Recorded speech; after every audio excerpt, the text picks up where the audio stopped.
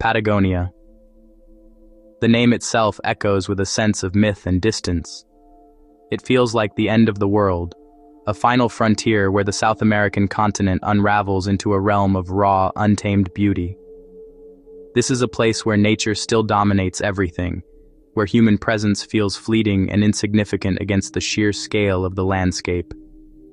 Located at the southern edge of South America, this immense territory stretches across both Argentina and Chile, defined by the formidable spine of the Andes Mountains.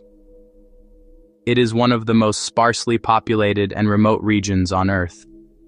To the west, fjords carve deep into the land, meeting the cold, turbulent waters of the Pacific. To the east, the vast, arid steppe rolls out towards the Atlantic. It is a land of dramatic contrasts. Here, the remnants of a bygone ice age persist. Massive glaciers slowly carve through the land, rivers of ancient, compressed ice that groan and shift with immense power. The Perito Moreno Glacier is a living entity. Unlike most others, it is advancing, a colossal wall of blue ice that periodically ruptures in a spectacular display of nature's force, its thunderous crack echoing for miles across the water. And then there are the mountains. They rise sharply into the sky, granite spires and jagged peaks shaped by millions of years of wind, ice, and time. In the heart of Chilean Patagonia, the famous peaks of Torres del Paine look almost unreal. These three granite towers stand as sentinels over a landscape of turquoise lakes and windswept valleys.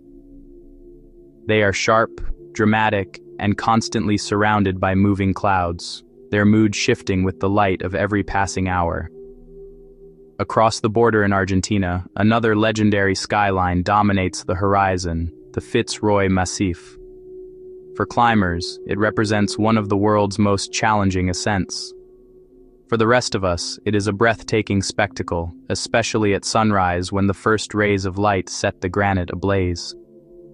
But to witness such beauty requires patience, for the weather here is notoriously fickle.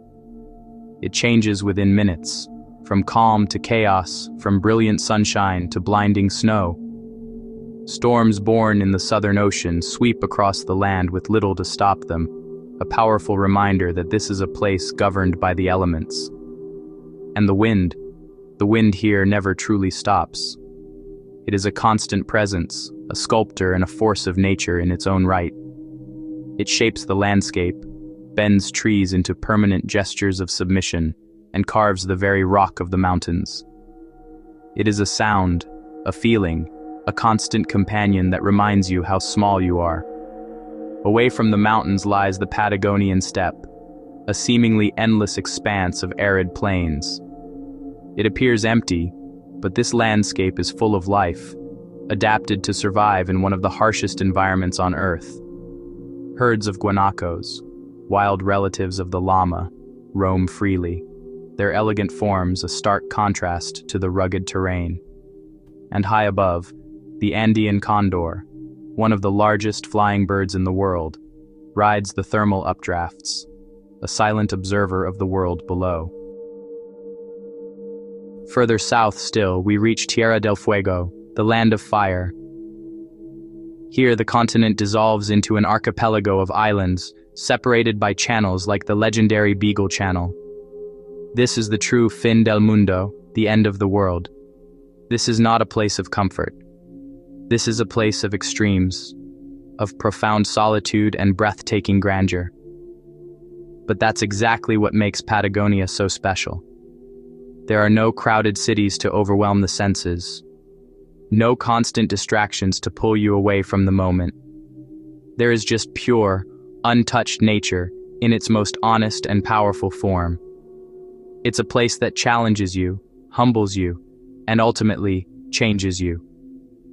If you're looking for one of the last truly wild places on Earth, a place to feel the immense power of the planet and your own small place within it, Patagonia is waiting.